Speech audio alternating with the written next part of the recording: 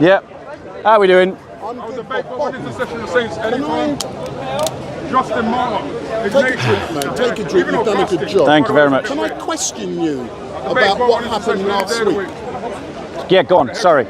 I'm being trolled by Bloodfire. No problem, but I'm one of those Muslim what I'm going to do first, I'm going to lay it out factually as it occurred. Then I'm going to put a question to you. I know you're going to disagree with me, but I know you'll then answer. Cannot pray to Mary. So if I can lay it out factually, you was having a discussion last week with a gentleman we called the fake sheikh. Yeah, last week we had a discussion with a fake.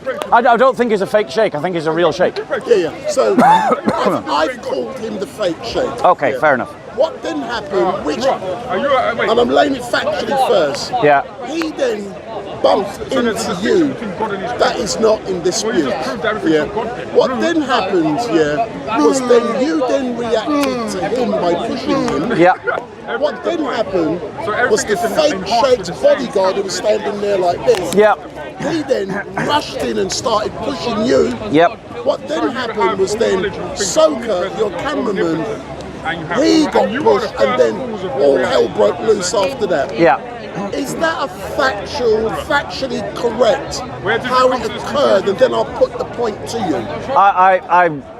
I would generally agree with that chronology, So, what I'm now going to argue, which you may disagree, I want you, and I know you'll answer the question. I believe, based upon the evidence that I've seen purely from my video, that when the sheikh bumped into you, it was not an intentional act, it was an accident. That's my opinion. That's fine. But you can contradict that. I will. I then argued your reaction was disproportionate based upon the fact that his bumping into you was an accident. The third point is, over the last couple of months, I've seen similar incidents twice, where with your disproportionate reaction. So I would like for you to answer those points. But what I believe is that, and you know I don't normally give an opinion, but I'm giving a factual. You're giving an interpretation. An interpretation.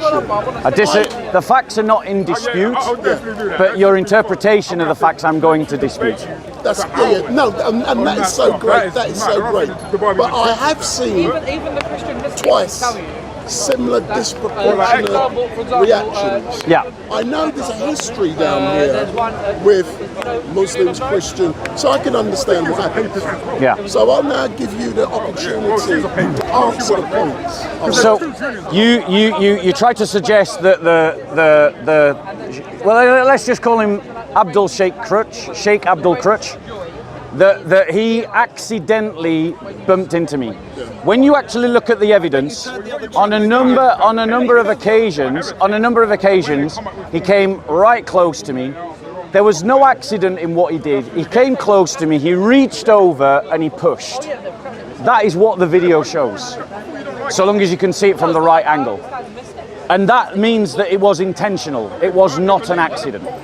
Like, you don't accidentally reach into someone's space and then make contact with them. You're making a choice to do that, and he did it deliberately.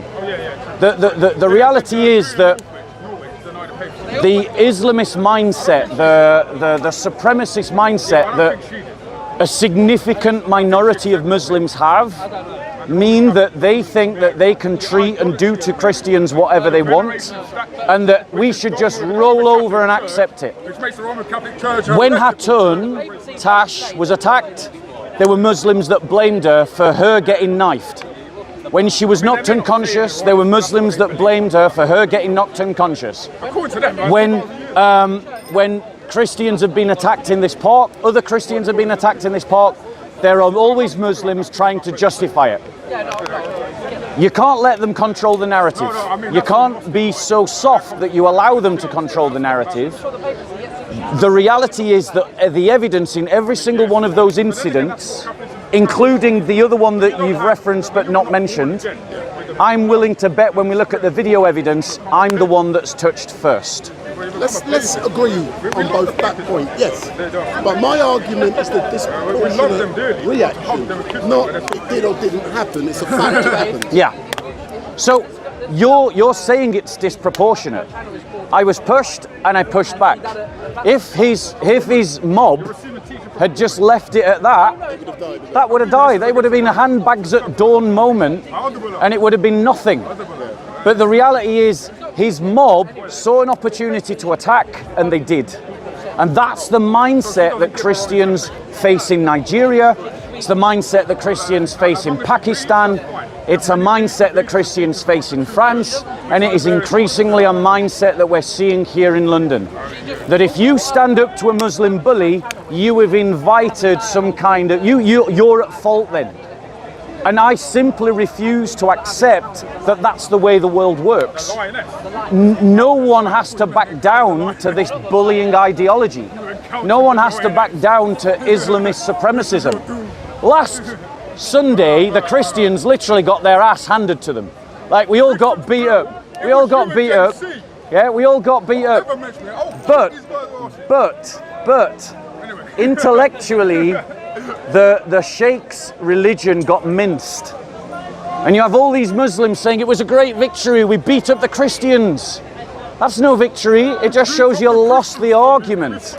And you lost the argument because you couldn't defend your religion from criticism.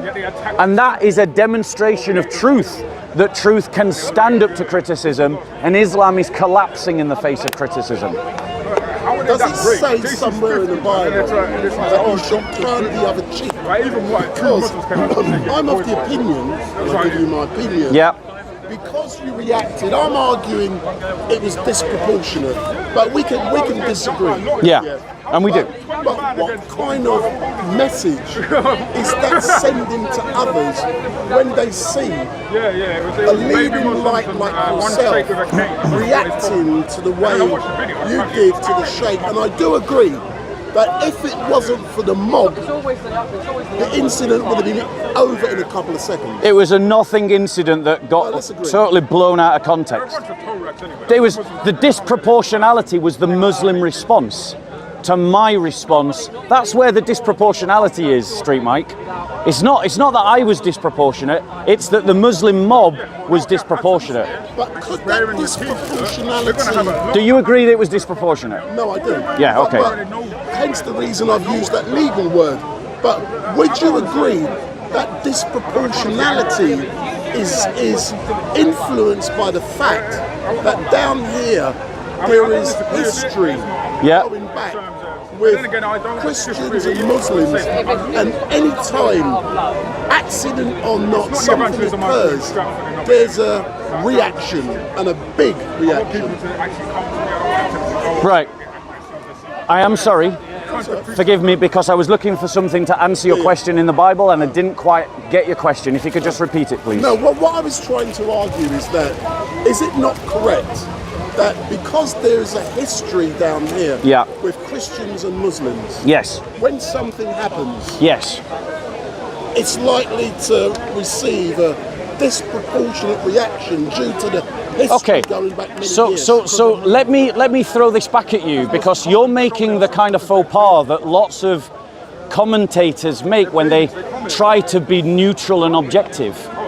Is that the history of this park is that in the 1970s, the police riot brigade used to have to do baton charges against violent mobs, 1980s, violent mobs who were attacking people for defending Salman Rushdie's right to write his book, The Satanic Verses. The history of this park is Muslims attacking non-Muslims and Muslims attacking one another. So when you frame the story as if it's somehow 6 of one and half a dozen of the other, you might be striving to sound neutral, but you're forfeiting honesty for neutrality. And the liberals do this all the time. When Christians were being butchered in the Molucas Islands of Indonesia by Islamic jihadis, the British media reported it as sectarian strife. When Christians are being butchered in northern Nigeria, the British media report it as sectarian strife. It's not sectarian strife. It's one religion slaughtering another religion. And if, for the sake of objectivity and neutrality, we sacrifice truth, then that objectivity and neutrality is not worth the paper it's written on. We must speak truth, even if it clearly puts the blame on one side. As you know, Bob, I love you, and I know in answering you the questions, you will always give an honest and rational response, and there is nothing between me and you. There's no animosity. Yeah. One question I will ask: I don't see your regular cameraman down here today. Yeah. Is he okay because he was also attacked? Yes, JC was brutally beaten by a Muslim mob, along with another brother in the park, and I was lightly beaten by a Muslim mob in this park last Sunday. As far as I know, JC is fine. But there's many reasons why someone wouldn't come to the park. But can I go back to something you said? You said that, isn't there something in the Bible about turning the other cheek? And you're right, there is. In the Gospel of Matthew, and Christ says in his Sermon on the Mount he says that it is said that when an eye for an eye and a tooth for a tooth. But I say to you that when someone strikes you on the right cheek, turn to him the left cheek. Right? Now there's lots of misinformed Christians who think that Jesus meant that literally. I'm going to show you biblical evidence that shows Jesus did not mean that literally. Why can I say that with such confidence? Because we actually have an account of Jesus himself being slapped in the face. So if Jesus meant it literally, we would expect to see Jesus do what? What would we expect him to do? We would expect to see Jesus turn the other cheek. So let's read the story and see what Jesus does. Reading in John chapter 18 from verse 22. When he had said this, one of the officers standing nearby struck Jesus, saying, "Is that the way you answer the high priest?" Jesus answered him. So at this point, you should expect Jesus to go, "Now strike my left cheek also," because Jesus said, "Offer him the other cheek." So if Jesus meant it literally, Jesus should now say, "You've struck me, now strike me again." That's what we should expect Jesus to say. But here's what he actually says. "If I have spoken wrongly, testify of the wrong, but if I have spoken rightly, why do you strike me?" So in other words, he doesn't turn the other cheek. He challenges the injustice in the only way that he can.